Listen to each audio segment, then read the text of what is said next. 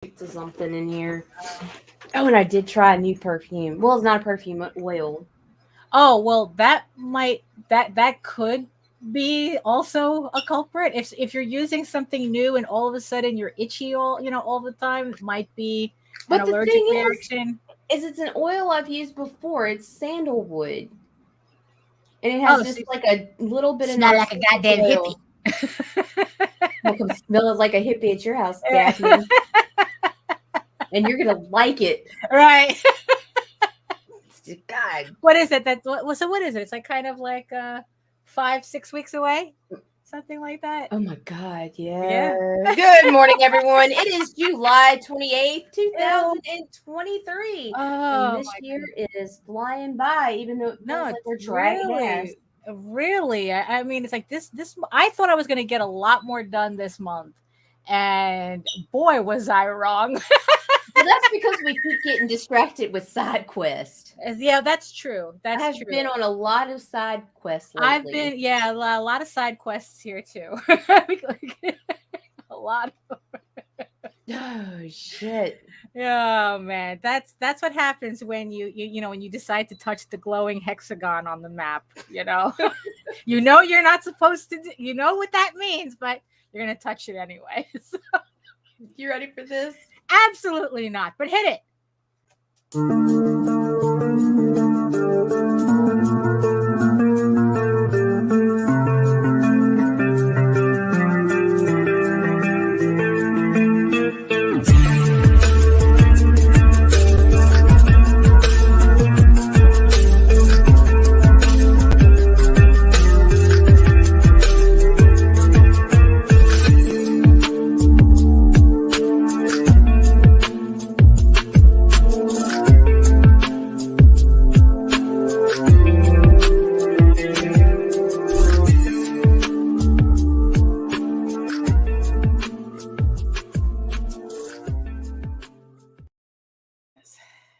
What? Oh, I gotta go back over here. See, I always I get in the routine and then I lose it. And... Yeah, I know it doesn't take much. Good morning, Daphne. Good morning, Nita. So are we both itchy today with our heat rashes? We're going through another heat wave today. It's eat a dick degrees in the office right now. It's 100 and fuck you. Yeah, really. Oh, when I saw that this morning, I was like, oh, that belongs on my wall. Yeah. No, for real. It's like Con Ed actually had the nerve to send a text message, an emergency text message saying because of the heat wave that they want people to not use any electricity during certain hours of the day. And it's like, fuck you, okay. Fuck you, Con Ed. Fix your infrastructure. I mean, really, it's like it's so hot that it's actually cooler if I leave the windows closed. Like the second I open up the window, it's like opening up an oven, So the windows are literally closed and it's cooler in the house than it is actually going outside. So, we'll just it's what we just have to put up with, I guess. Right? So good morning, everybody. As I try not to sweat on camera again, I have my towel nearby. Yes. So who's joining us in the chat today? So far we've got Rue, John Epple, Rob Matori, Victor Medina, and Sami Nazir, who says check out comics by Illustrator. Oh, okay, cool. So thank you for joining us today. And yes, I see you, my glorious and sweaty eyeball people watching us from regions beyond. Thank you so much for joining us. If you're watching us from Facebook, if you're watching us from Twitter, come on over to YouTube. Join the sexy people in the chat. It's a lot easier to converse with us live on YouTube because Facebook doesn't allow us. Well, Facebook has a tendency to act up, and Twitter doesn't even allow us to see your comments. So it's a lot easier. And if you're from LinkedIn, we have no idea how that works. Please come. Well, obviously they can comment because check it out. That's hello. Like please come subscribe to our YouTube channel because I'm probably not LinkedIn material. Right? I know. I'm not professional enough. No, it's like yes, we are not professional, but we did sleep at a Holiday Inn Express. So no, we didn't do that either. So well, I did once. Oh, there you go. So close enough, right? So come on over to YouTube, join the sexy people in the chat, and while you're here, don't forget to like, hit, subscribe, and hit the notification bell so you get notified whenever any of our shows go live. And so I guess that's also my cue for introductions all around. Hello, everyone. My name is Daphne Lage, and I'm a cartoonist, illustrator, and also an illustrator and comic book artist from New York. I have been self-publishing comics since 1992, and you know what that means. Are you not entertained? Are you not entertained? Is this not why you are here?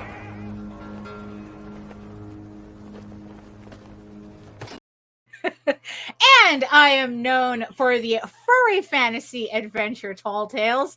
Get that? All right, am I hitting the card or are you hitting the card? As you drink your coffee. Oh, there we go. Yes, and I am known for my furry fantasy adventure Tall Tales, which thank you everybody for supporting the last campaign on Kickstarter for Tall Tales, or so I thought.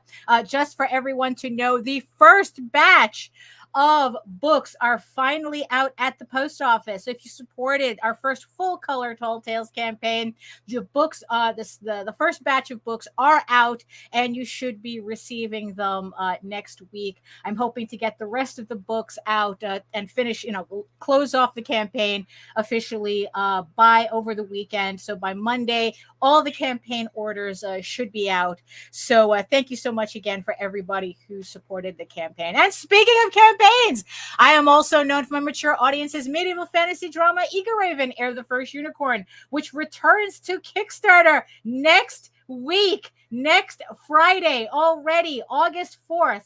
Issue 7 returning to Kickstarter.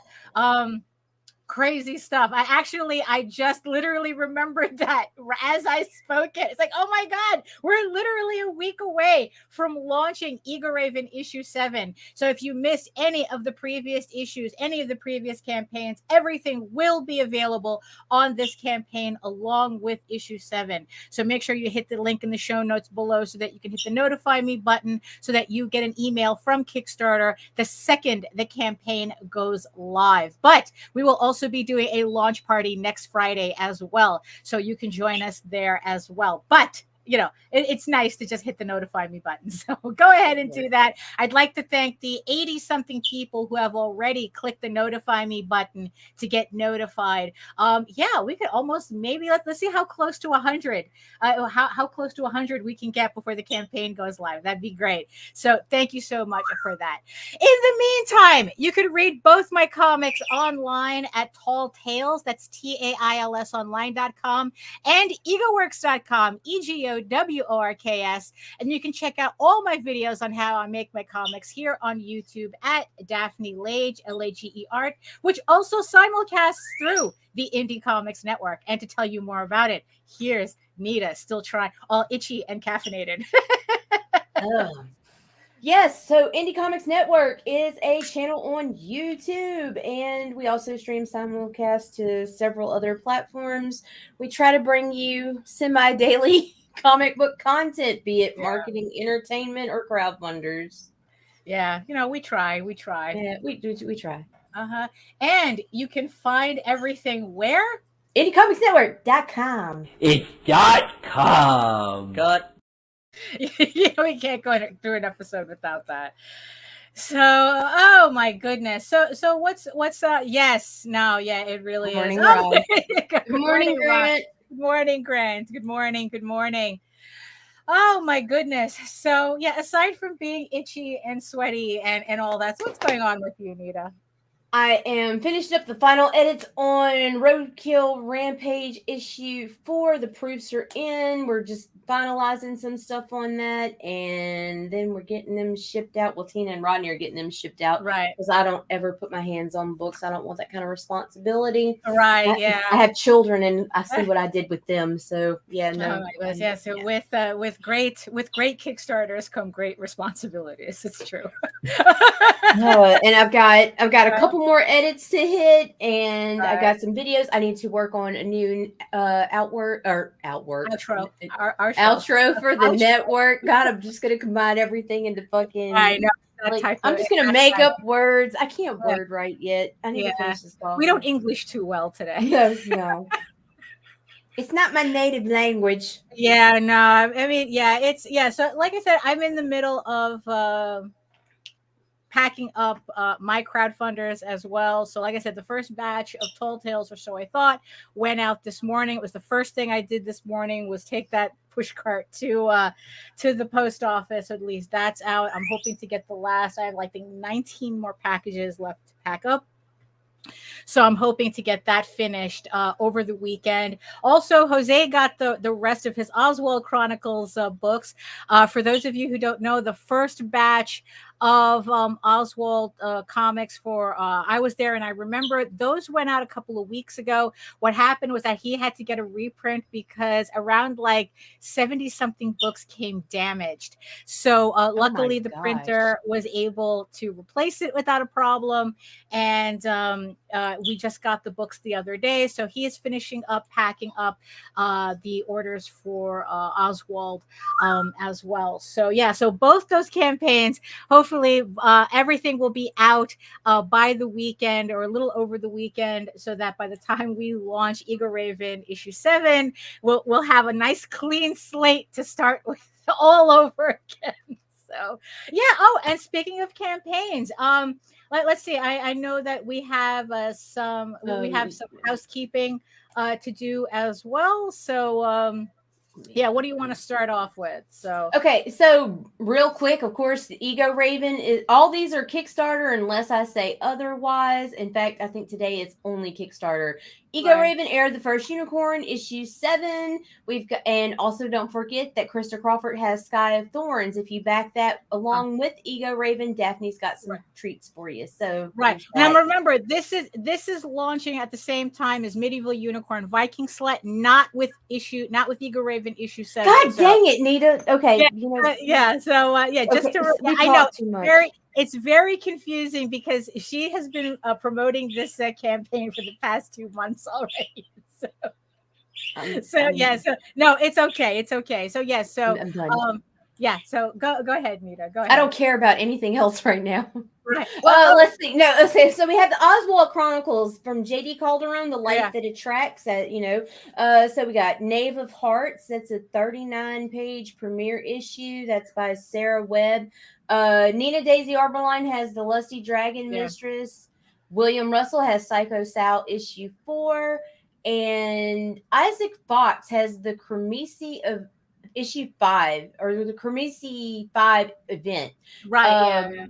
That is a very adult, very sexy book. It's also available on Kickstarter. I'm out of it. I quit. I'm done. Right. And I fucked up. I tripped up so bad. It was like, no, it's fine. It's fine. I'll see you tomorrow. Okay.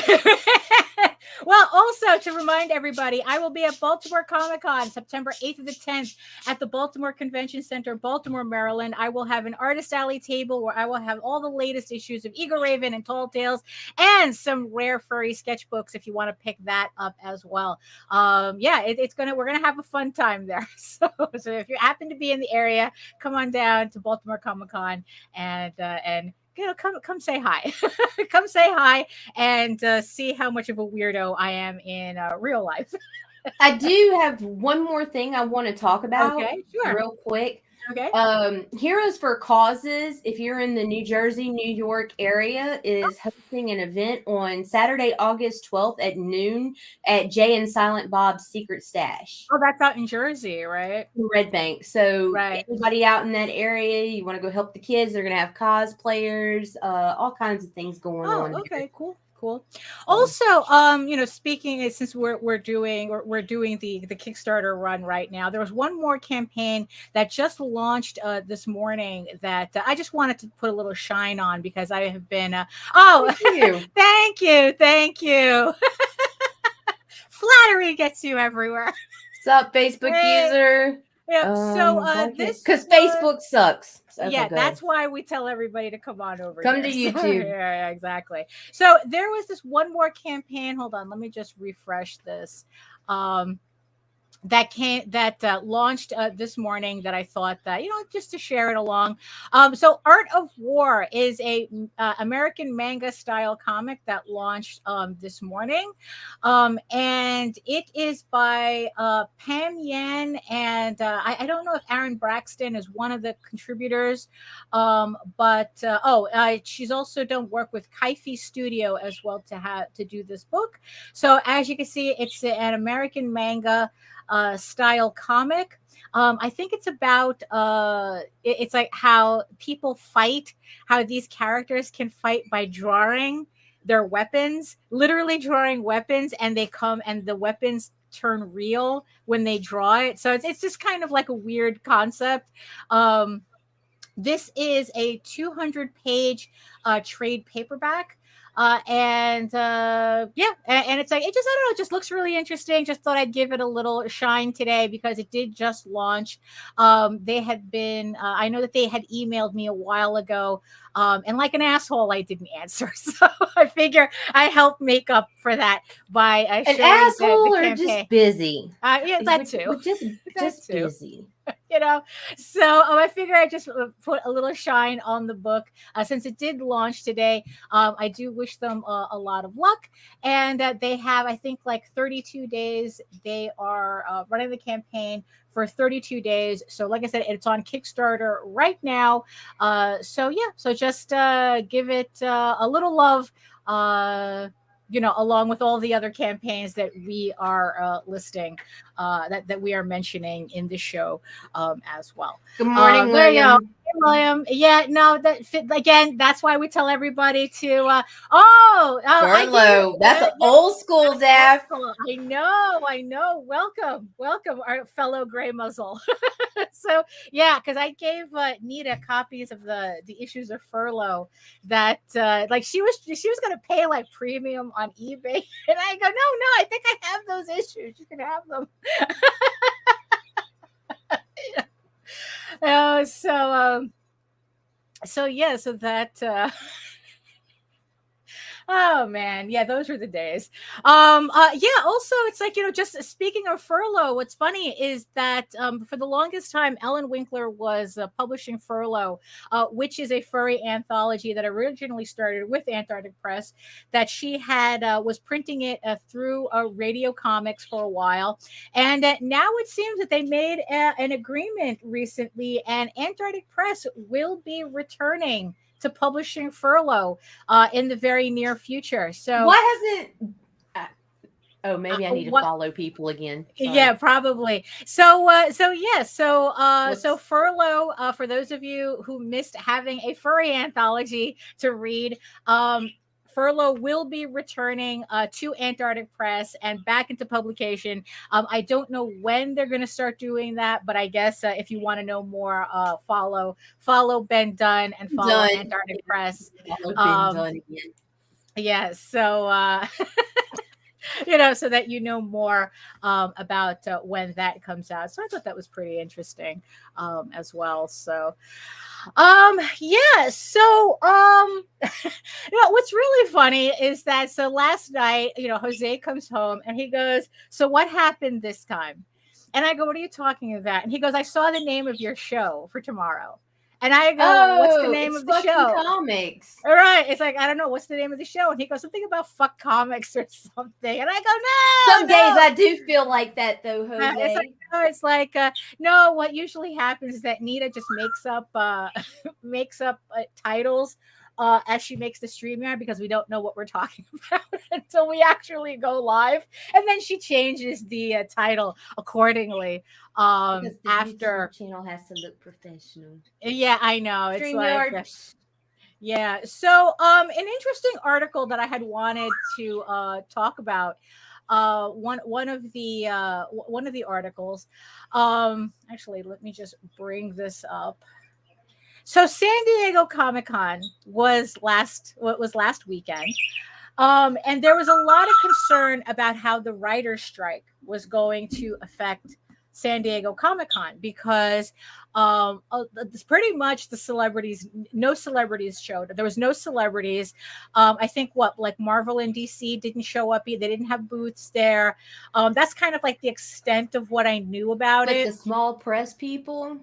Yeah. So my whole hope for the show, because a lot of people were concerned about that. And they had and a lot of people were concerned about how San Diego was going to be a flop because it didn't have that Hollywood connection anymore. Because people are there. Well, it turns out. Hold on, let me share the screen here. Turns out that wasn't the case. Imagine that. So this article had popped up. I forgot who originally had shared it. Gamal Hennessy had shared this article, and pretty much to sum it all, to pretty much sum it up, because the starfuckers weren't there, or weren't there anymore, everybody was finally able to put attention back on comics and the show floor where it belonged, not in Hall H. So because there was no Hall H this year, pretty much. And and they were talking about that. Okay, so it's like news leading up to the con was dominated by the big studio's decision to skip Hall H this year, or else to cancel scheduled appearances because the SAG-AFTRA rules prohibiting actors from promoting struck properties. Despite the lack of star power, the convention center and its environs were still in full bloom. With massive banners draped over hotels, pop-ups, and activations in the gas lamp and on the harbor path, and area businesses joining the San Diego Comic-Con excitement. On Wednesday and Thursday, fans started to show up. According to the convention, all 2023 badges had sold out within an hour of the on sale months ago. And mind you, we knew about this strike for a while. And very few had opted to accept refunds and sacrifice returning attendee status ahead of SDCC's May deadline. Under the table badge sales online were reportedly brisk, with 4-day badges asking and receiving 4-figure bids. I mean, even without Hollywood being there, people were still spending in the thousands just for tickets to San Diego Comic-Con. So showbiz no-shows didn't slow down the show sales. So the reviewer, it's like the person who wrote the article, went along the show floor, and what they said, that pretty much that everybody was having better than usual sales. It's like we were following a couple of artists on Facebook as well, and even they were saying that, and the flow of traffic was so much smoother too. Yeah, because there weren't these extremely congested lines clogging everyone's tables. Like the artists were featured. It was amazing. Yeah, that's what we were hearing as well. That it's like, the show was less crowded, but people were spending more money. And San Diego definitely was going to get hit, but it seemed like a lot of people wish they'd have been there. Yeah, I think like this would have been, let's see, and here we go. One byproduct of fewer panels in the big rooms like Hall H, Ballroom 20, and Indigo Ballroom is that fans sought out other programming. As a result, a lot of special interest panels filled up, and creators, publishers, experts, and smaller companies got to reach a new audience.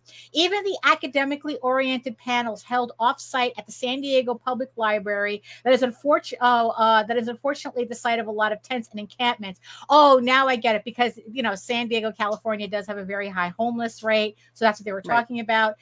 Pulled in more people than usual.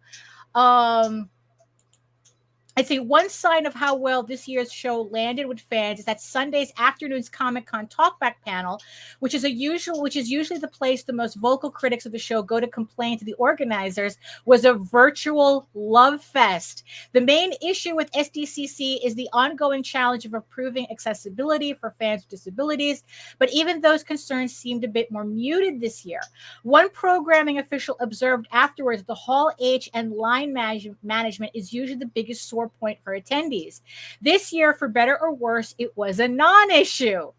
Instead, the most outrageous problem was scammy offsite screening, where organizers refused to honor pre-sold exclusives and left fans stranded after busing them miles from the city center. So let's say we won't really know the impact of this year's Hollywood outage on SDCC until at least the badge on sale for 2024 later this year. Surely a certain number of fans are likely to opt out of the expense and hassle of attending SDCC if they can't be guaranteed the possibility of seeing Chris Hemsworth in person from 80 rows back or get invited to an exclusive studio run event. Well, you know what? Goodbye. Bye-bye. If it's not a literal love fest, I ain't paying for tickets. Right, exactly. Yeah, so it's like, look, like I said, it's like, the star fuckers get weeded out. So then who's left going to San Diego? All the comic book fans who are supposed to be there to begin with. So you know what? I'm not mad. I am not mad at this. Let's say this year's show proved that San Diego Comic-Con can succeed without Hollywood and without being the center of the showbiz media universe. But it proved it out of necessity. Next year, it can prove it on purpose, and it will be interesting for both old fans and new ones. The thing is, I think that's being very optimistic. Like, I really don't think that San Diego is going to all of a sudden say, oh, you know what? We were able to survive without Hollywood. We can do it again next year. I don't think so. I don't think they will, but it would be pretty awesome. Like if the strike continued. Well, it wouldn't be for all the people out of jobs, and I'm not talking about the celebrities either. Right? Yeah. But, the strike is not for them. This is the thing that we have to remember. Them invite and bring in more artists, more featured artists, and things like that in place of or in lieu of celebrities. Like fucking bring them in, bring all the artists, bring it all. Everybody meet San Diego next year. Yeah, I know. It's, because it's like, because honestly, I think that those studios and those big companies, they bring in way too much money to the convention itself for them to just kind of like, hey, we don't need you anymore. But it was just really nice to have like a finally a comic centered Comic-Con for a change. And I'm really, and I'm really happy for all the creators that were there and were able to encounter this firsthand. Why would the star fuckers have demanded refunds anyway? Because then they've already got flights booked, they've got hotels booked. Because I mean, San Diego is something you have to plan for months and months and months out, even just to go as a fucking fan. Right. And also there's that whole thing with returning attendee, because also I think what it is too is that I guess that San Diego, in terms of ticket sales, I guess they prioritize people who were there before. And I guess like nobody, so it's like, you know what, they'd rather take the chance and come anyway. And it's like, look, even if you're kind of like, oh, I don't get to see Chris Hemsworth or whatever the fuck, it's like, you know what, I still hope you had a good time regardless. It's like I hope that you got exposed. Hope you found a book to read. Yes, exactly. It's like they said the other panels got way more attention, because in the end, if you're there, right, you're going to take advantage. You might as well go to all these other panels. And I hope you spent that money that you were planning on. The $300 to stand in line to wait to see one fucking person could have bought you 30 fucking books there. Which probably is what happened, because you know how it is. It burns a hole in your pocket. So that money got spent. Got spent. Trust me. So it's like, so it just goes to show you like how celebrities at Comic-Cons are like act like a literal blood clot, where it's like it really does they really do take away from the rest of the creators who are there, you know. And I really do hope that a lot of other conventions learn from this, that it's like, yeah, you know, that's why in the end I'm looking forward to Baltimore Comic-Con, and I'm trying to look for other Baltimore shows. has a reputation for being a Comic-Con anyway. Yeah, because like, it's run so by a comic retailer. It was founded by a comic retailer. It's continued to be run by a comic retailer. What was funny was that yesterday, the day before yesterday, I was kind of like, I got a little worried because I thought I needed to get a temporary seller's permit for Baltimore. And I was reading that it usually takes 2 weeks for it to process. And I'm like, shit, you know, it's like, I hope you know, that's not going to be a problem for me, because it's been a while since I've been to a convention that even needed, that even cared, you know, that type of thing. So, like the good little taxpayer that I am, because, you know, now I'm paying for an accountant and shit. I called up the Maryland controller yesterday to figure out, you know, it's like, oh, do I need a temporary seller's permit for Baltimore? And I swear to God, the woman on the other end sounded like Roz from Monsters Inc. Hello, controller's office, permits, you know. And I'm like going, I need to get a temporary permit for Baltimore Comic-Con. No, you don't. And I go, no. You know, it's like, oh, really? What? You know, I just wanted to make sure. It's like, no, you don't. You know, it's like, oh, wow. But the thing is, I was a little confused because, you know, it was just like, well, I'm reading this saying that I need it. And then she goes, nah. It's like, I forgot the name of the guy's name. The guy's name who was like, no. It's like the guy, and it's like, because she mentioned him by name. It's like, you know, because I guess that's how big Baltimore Comic-Con is, when the Maryland controller knows him by name. Like, no. It's like, he runs the comic book store on so-and-so street and whatever. And what he does is he gives me a list of everybody who's going to be attending. And then we send the permits that way. And I go, oh, so I don't need to do anything? No, it's all done. And I go, she was annoyed, Daphne. She was ready for her next cigarette break. Well, I know she was. And it was like 9:01 in the morning. And I go, oh, thank you. So at least I don't have to worry about it. So we left it at that. You know, it's like, okay, you know, left it at that. You know, yeah, no, it was, it took me a little bit, you know.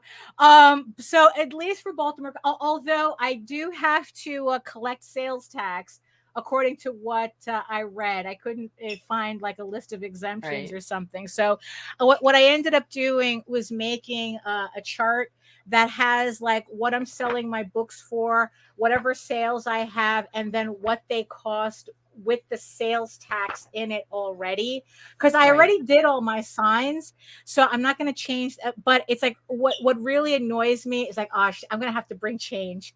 I'm going to have to bring coins with me. Luckily, I have a cup of coins here that I can just separate out, and it should be fine. So I had to, like, you know, come up with that to just so I don't end up confusing myself. You know, it's like you're constantly messing with calculators and stuff. So I got my Maryland tax 6% MD sales tax that I will now have to collect at Baltimore Comic-Con. So but I will have to. Also, speaking of Baltimore, I also figured out, I know that the other day I showed you my idea for how I was going to sell my PDFs. So I came up with this little zine idea. It was supposed to be a general advertising. Dude, put that down. No. This goes to the website. Oh, okay. This goes to the website. Okay. The one I thought that was the volume. I'm like, fuck, what the? Okay. I covered that already. That's on the inside. Because I was thinking, how am I going to God do damn this? it, Daphne, you're gonna make me have to edit a video. No. I know what I'm doing. So this leads to this QR code leads to the website. So what I did was, for those of you who haven't seen it, it's just a little zine that I printed out here. This is my test, and it opens up to a mini poster. So what it is, so it's like, yeah, so what people do, they're going to buy this little book, and then there's a QR code on the inside that I do have covered. Okay. That Look, I this just got your allows back, the, okay? yeah, exactly. Because you're paying attention. I'm not going to let you have a booger hanging at your nose, and I'm not going to Right. let your boob hang out, okay? Right, yeah, and you're not going to let me accidentally put out a QR code for a free No, fuck trade no, I'm paperback. not. So yeah, so I put the QR code here for people to download, and my email in case that there's a problem with it. And so what I did was I printed out like 10 of these here, because in the end I decided I was just, if I could do this here, I'm going to do it so that way I'm just using supplies that I have at home. Right. And I had like these little cello bags already, and what I did was I printed 10 of these sheets out on my printer, and I trimmed it down, which was actually the most tedious part, to tell you the truth, to get it to trim down correctly so it'll fold correctly. And then I had like these little cello bags that I closed with a clear sticker that I had, so people just can't sneak opening it, or whatnot. Right. And then I have a little hang tag, and there you go. So for $10, you can pick up a PDF of Eager Raven Volume 1, which collects issues 1 through 4 as a PDF. You could download it directly onto your phone, and you can start reading it right there. So that's how I decided. So I was going. Yeah, I think so too. So I'm going to make one for Tall Tales. I'm going to make one for Oswald. And yeah, so it's like if people want to buy PDFs instead, they have it. They'll have it right here. Yeah, and that was the thing. It's like I was a little hesitant to making this out at home, because it's like, oh, it just seems so indie. Hello. But yeah, I know. And what I was doing was that, especially for like this past couple of days, I've been watching a lot of Artist Alley vlogs, mostly from anime conventions, because I was mostly watching that for display ideas or whatnot. And there was a couple of simple ideas that I like, inexpensive ideas that I thought were pretty neat, that I'm going to implement at Baltimore, because I'm going to be using those grid panels, and because I have this little hanging hook here, I bought like a whole set of hanging hooks for grid panels, because if it's one thing that I took away from watching all these Artist Alley vlogs, is that they all said that it's like, if you have things at eye level, they sell better. Right. Like people, because as people are walking by, they just see it, and then it's like, it's like, oh, okay, like they actually see what you're selling if it's eye level. So that's why I bought the hanging hooks for the grids. And yeah, just trying to figure out, it's like, okay, so if I'm going to get those hanging hooks, what else can I put? Because I have like a whole bunch of these little things, and these type of bag. So it's like, I don't know, like maybe I'll put the stickers up that way, or whatever, just to kind of like, okay, how much can I put at eye level? Because for the comics, I have a display. I have one of those racks that everybody really likes, where it's like it displays the comics upward. Because before we would have everything flat on the table, but no, it's like eye level. Everybody wants to see everything at eye level, because also you can kind of see it from a distance too. Right. So when you got those shy, the shy people walking in the middle of the aisle, they can still see your stuff. Right. So yeah, so that's what I'm going to try to do. Try to like, okay, how much can I elevate? Like probably like the free stuff will be on the table itself. I'll have like a drawing pad, so I'll be doing like I don't know, like sketch cards or something, and then like everything else, as much as I can get up on the grids, I'll put on the grid wall, like probably like my sketchbooks or something, because I could just stick those little hangers up, on the back of them, and then just hang them up, and then see how like how it works. So I'm still debating whether I should get little like fairy lights or something. I think I might be being a little too extra with getting those battery powered fairy lights. But that's just it, Daphne. Do what you have to do to get attention, the right? Noise. Yeah, right. Yeah. Because I'll tell you something. Uh-huh. One thing that stood out that separated Mog Park from everybody else was a small neon cat. Right. Like I swear, and this was MegaCon 2 years ago. Like you could be at the end and you'd see that little freaking cat, and it drew you to it, and it was little. It was like this big. Like that's all. That's really all it took. Because it's like, because at Amazon, it's like there's just so much, trash like that, where it's like, little neon lights and everything, and it's like, and I was like going, it's like, it's like I'm still trying to decide whether I should get like the string fairy lights, or because they're so cheap, you can get like 220. They don't have a neon unicorn silhouette or something. Oh yeah, I can get something like that too and put it all the way on the top. So I'm trying to grab a little more attention. Yeah, I'm trying to decide how. I mean, I still have a little bit more time to think about it. I want to make sure that the stuff that I get in initially actually works, because also what I did was I saw somebody doing this where they were using business card holders to hold their stickers so that the stickers are standing up. So I bought like a whole pack of those to see, like, okay, because I have a lot of stickers, and it's like, well, that'll be good to have them standing up. And if I'm feeling really, really creative, I could put these little hooks on the back of the of those business card holders, and then hang those up, and then display the stickers on the grid. Another cool thing I've seen for the stickers is the small whiteboards. With the pin magnets, and then a number, and then you just pull them out and whatever. Yeah, I was seeing like all types of different ways to display stuff. The thing is, though, I was really like, it's very easy to get carried away, because like it's all like these things. Because it's like individually the things that they're asking, that they're recommending, is inexpensive. But then before you know it, you have enough of these pieces in your cart that you're spending over $100 on all these things. And it's like, oh, wait, it's not being inexpensive anymore. So I just had to, so I kind of have to like slow my roll while I was watching, because it's very easy to get excited.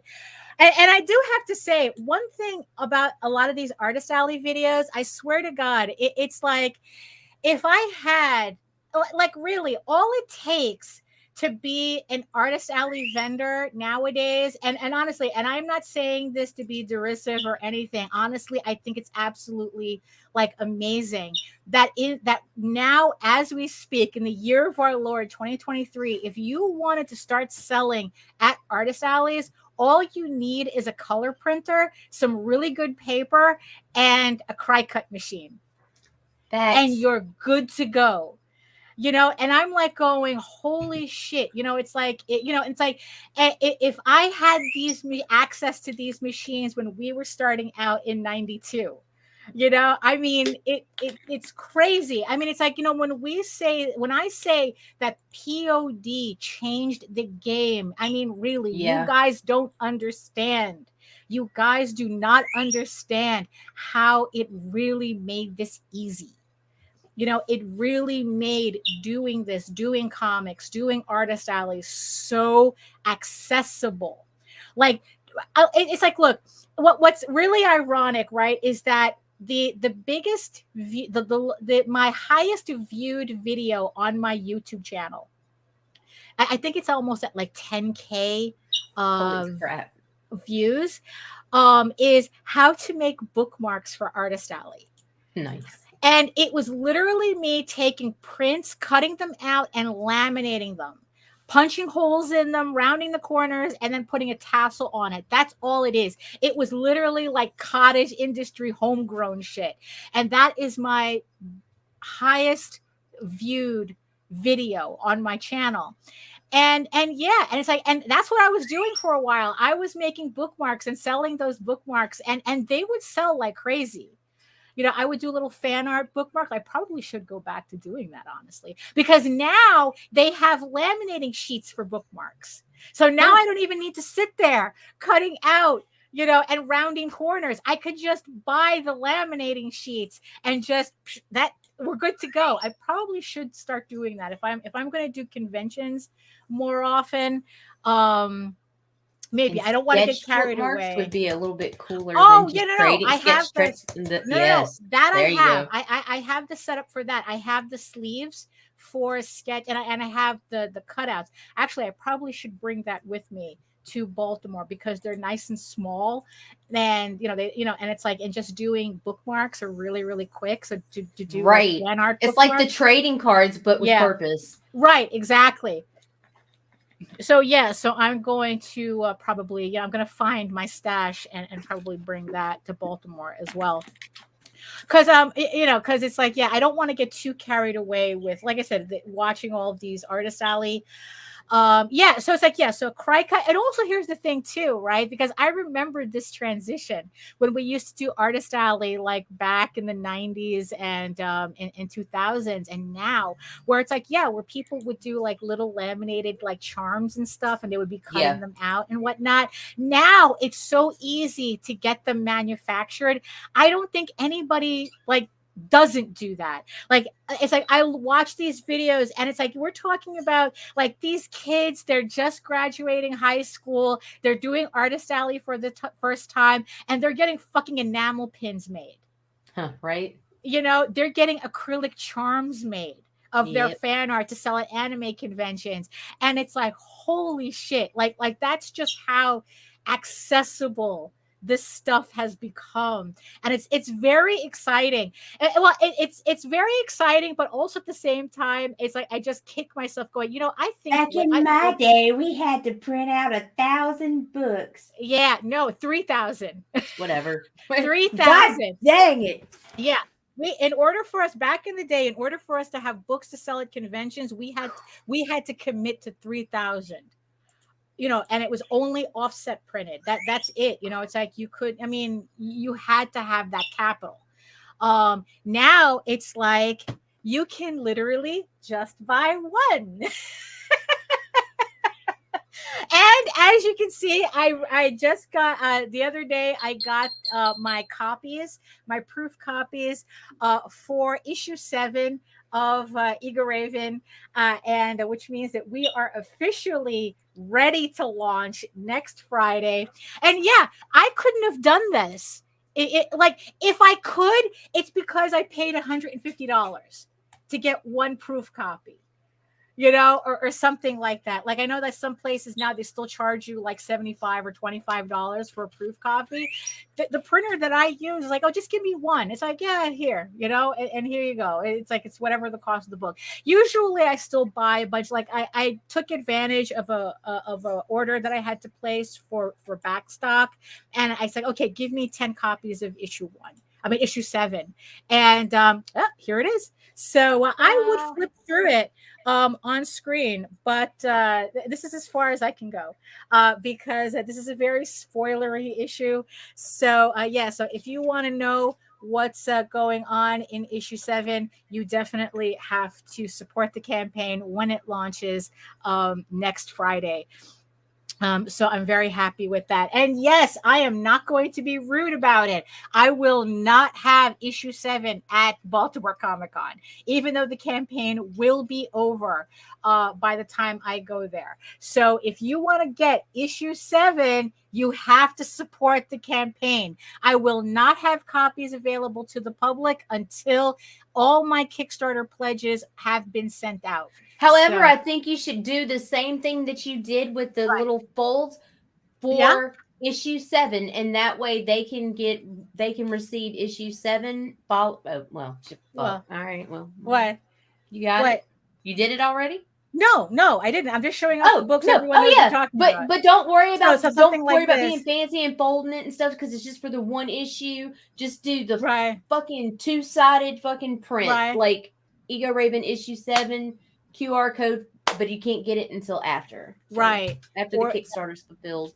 Or while the Kickstarter is being fulfilled, even. I don't think backers would have a problem with that. I think the problem comes in where people back you and then fucking you bring your shit to a table and you're selling it to people before you've mailed out copies. Right. Yeah. No. That's true. Unless that's horse shit. If you do that, fuck you. Right. Okay. Yeah. No, that's a little rude. I mean, it's like, it's the Kickstarter people that help make this a possibility, So it's like they should have priority with with the with that priority over conventions. Absolutely. Such a Yeah. dick So move. yeah, it is. It is.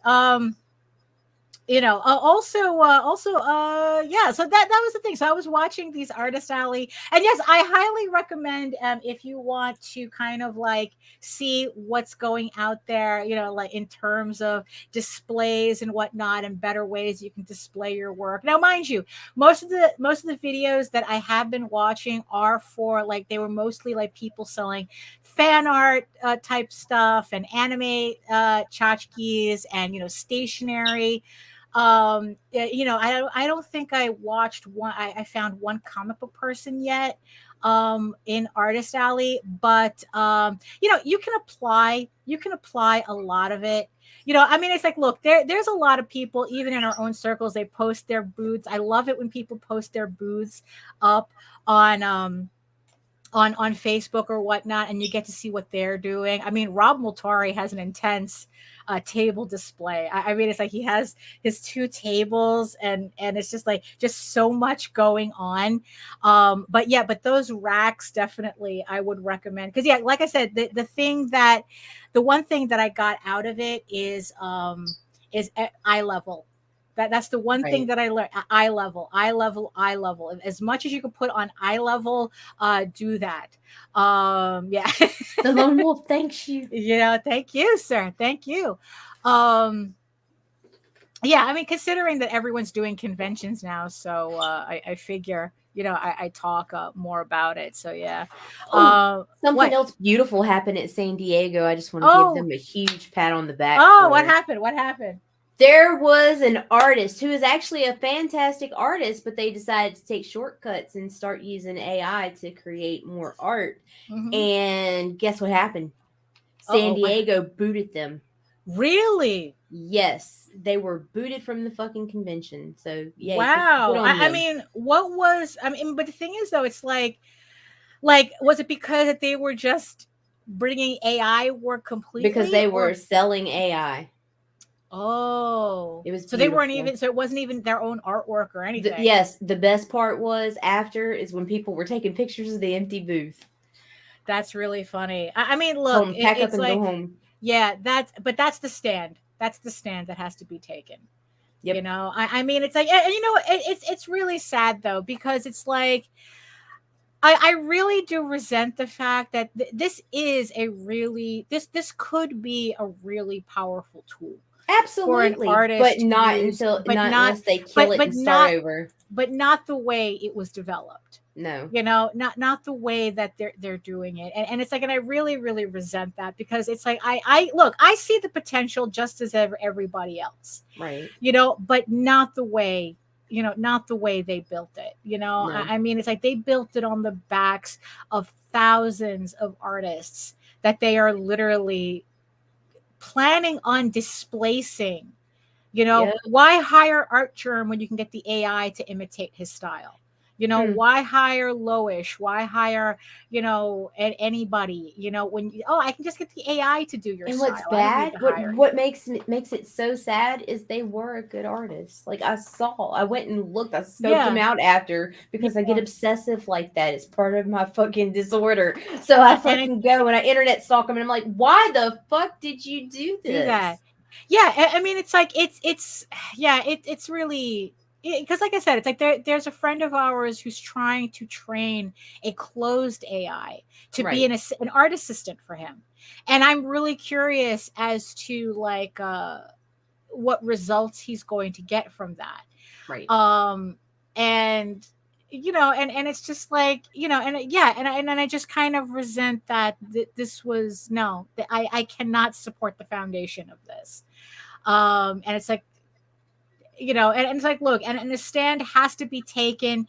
There was an article that I read about how the so Adobe rolled out some AI, I guess, like tools in their creative suite.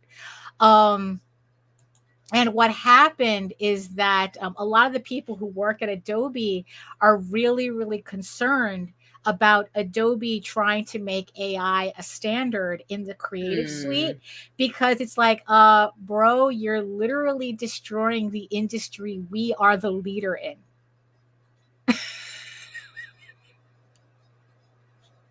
You know, because there was a couple of there was like a conversation that I saw concerning Adobe bringing out their AI products. And not only that, but how if you've seen some new advertising for Adobe, how they're literally now tailoring Adobe products towards non-graphic designers, where Adobe was supposed to be the gold standard for graphic designers and graphic design firms. Now all their advertising is geared towards people who can barely use the shit. You know, it's like oh, you know, it's like they know they need to use it, but they don't want to hire a graphic designer. But oh, Adobe makes it easy for me to not need one, type of thing. I mean, which on one hand, I can't really complain about that, because that's kind of how I started learning Adobe products. I started learning Photoshop because it's like, I'm a very big proponent of doing shit yourself, of doing things myself, and saving that money for production, for the, you know, for, you know, like what I do, as opposed to like having like, oh, I have to pay somebody to do my layouts, I have to pay somebody to do my graphic design. It's like, no, if you learn as much as you can yourself, you can do it yourself. Now, mind you, there is a difference between what I do and what an actual tradesperson who did, you know, like who did train to be a graphic designer. I can see the difference between what I do and what a actual graphic designer can do. So it's not like I don't understand the difference. It's just that it's more to my benefit right now to know how to do this myself. And I guess in the end, that's what Adobe is. They're targeting now, is people who, you know, like, oh, you can now do this yourself. And some people were kind of like, right, yeah, exactly. Once, I used to, yeah, it's like I learned coding so that I can do my first websites, and now, yeah, no, I agree. That's exactly Rue. That's exactly what I see happening. Jose said that honestly, that like right now, like Jose said, like the big, like you'll know the industry is dead once Marvel and DC decide that they're going to use closed AI to feed their libraries into, to create their own comics without creators. He says that's the tipping point. When Marvel and DC do that, that's it. We're dead as an industry. You know, all of a sudden there's going to be George Perez comics all over again without ever, you know. But right now it's still like, I was watching a video how like the big thing with AI, the big up that really keeps companies from really taking advantage, is the copyright issue. That so far, so far, you know, if there is no absolute copyright on AI, companies are not really going gung-ho with it, because if they can't control the IP that's created by AI, it's not worth it to them. Right. So, you know, it's kind of like small mercies. I mean, yeah, it's like companies will still want to use, I mean, they're still chomping at the bit to use AI. That's one of the point of contentions of the strike. But you know, it's going to be, but you know what, lines in the sand have to be drawn first, you know. And it's like how much are we going to tolerate to kind of like force an actual standard for this technology? The majority of the population who's like, meh, it's good enough. Yeah, that's the problem. That's the fucking problem. A lot of designers have been saying that it's not that AI is better than what we do. It's that that the average person can't tell the difference. Yep. And you know what? And it's like, and they don't care as long Hell, as I'd like to say pretty. I'm a little bit above average as far as being able to identify art, and I've had to reach out to people recently. Yeah, on a couple pieces yeah, of course. It's getting right. It's because getting you tougher. can't even trust the programming anymore. Yeah. The scans to find out like that Yeah. it's inaccurate. Right, you know. So I mean that's I mean, it's like, look at it like this.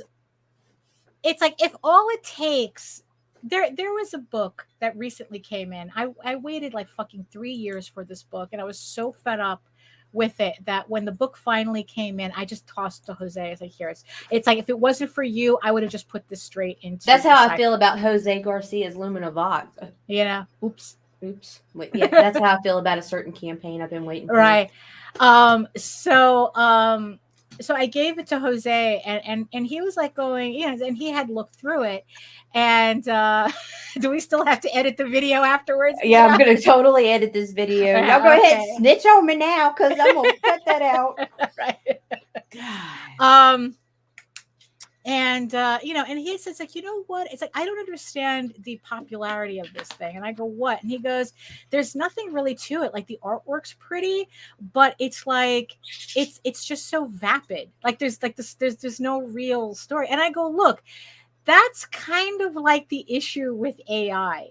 You know, now mind you, the artist that did the book, beautiful work, It's dead but, AI. but there's nothing to it. And I go, look, that's kind of the problem with AI, is that as long as it's pretty and it matches the sofa, people are okay with that. It doesn't matter if it has 6 fingers and 137 teeth and the eyes are crooked. It's like, well, you know, it's like, it has this superficial sheen, you know, that the average person gets attracted to, like crows. And it's well, like, they got these patch job artists now you that'll know, fucking do the AI. They go in, they fix the fingers, they fix. right, Now you've got to look into details such as hair. Like, I mean, yeah, there's obvious ones because they're hack jobs at it, but the ones that like are really like it's really all in the hair now. Like, and if it's just an image that's and haze, always look for that haze, because they use that to try to cover its ability to do proper patterns. Right. There's this Viking music channel that I follow. They started using AI for their thumbnails, and it drives me absolutely hate that shit. Because it's like, you know, they're showing the big hulking Viking with all the tattoos, and the tattoos are gibberish.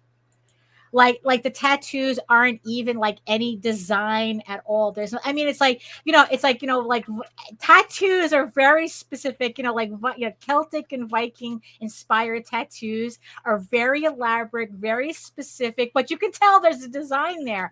But AI cannot do those tattoos at all. So it's just like all these blue, like squiggly messes that's supposed to imitate a tattoo, but it's not. I mean, and it just drives me nuts. But there are people looking at this going, oh yeah, you know, this you know, this is hot and shit like that. And it's like, yeah, you know what, you guys get the media you deserve, you know. That's kind of what it boils down to. I'm going to continue doing my comics the way I'm doing them. Everybody else can get the gray AI slop that they can't tell the difference, and I'm going to continue to support real artists. Yeah, and in the end, it's like, that's all I'm going to do. I mean, it's like, you know what, it's like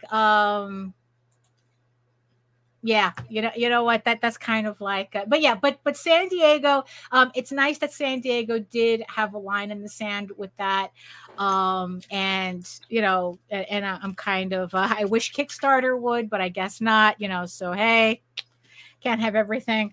But you know what, it's like, look, if you're interested in Kickstarters made by real people using real artwork, make sure that you hit the links in the show notes. Eager Raven issue 7 is back on Kickstarter next Friday, so make sure you hit the links to get notified when the campaign goes live. Also, we have don't forget that Jose's The Oswald Chronicles is also back on Kickstarter as well.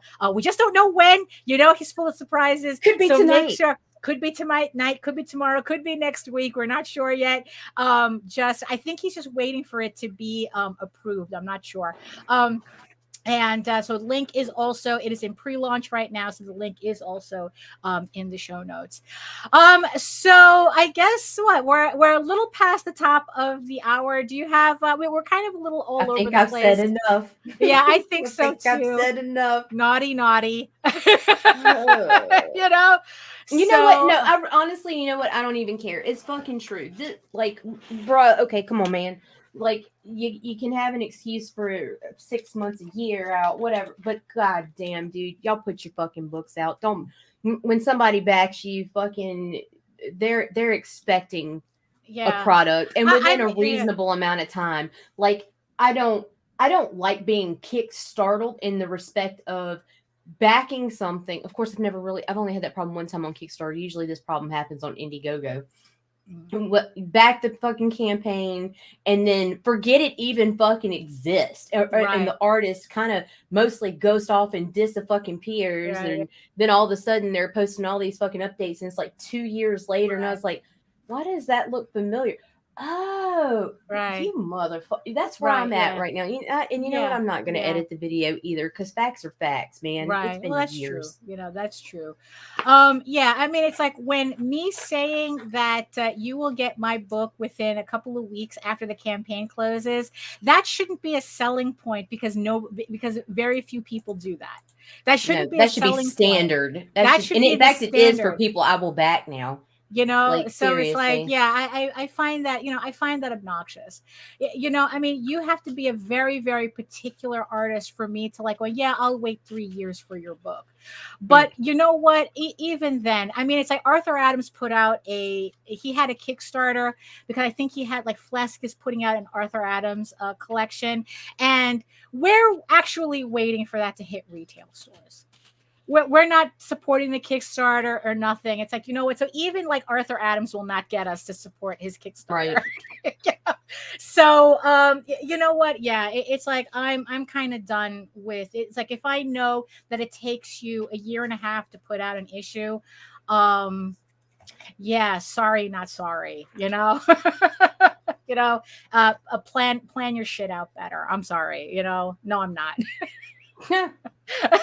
That's all I can say. But that'll be a tangent for another time. You know what? Go watch Artist Alley videos. I find them very relaxing, and I think that they'll give you a lot of ideas for all the conventions that we're going to right now. So just look up Artist Alley on YouTube and just get a lot of cool ideas for your table, how to do your table. For conventions. So there you go. That's my recommendation for the day. Yeah, the estimated shipping date on this motherfucking book was October 2021. Yeah. 2021. So you know what? I don't feel bad for dropping a name. Yeah. No. Right. Okay. No. All right. So there you go. All right. I'm good.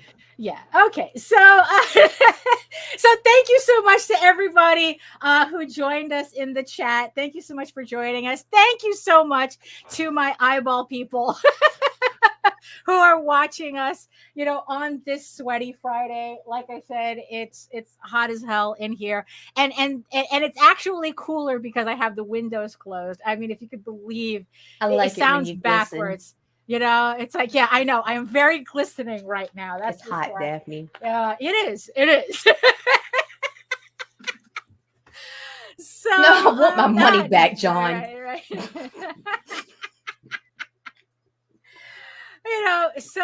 Okay. So any final words that I promise I'm done now. I'm done. Okay, so we're good. All right. So if you want to learn more about me and my artwork, my upcoming campaigns, and my growing convention schedule, you can head on over to my main portfolio site at egoworks.com, EGOWORKS. You can find links to all of my galleries and social media sites, but I mostly post to Facebook if you're interested in seeing sketches and current work in progress, and maybe a sneak peek at a couple of pages of issue 8 that I'm currently working on.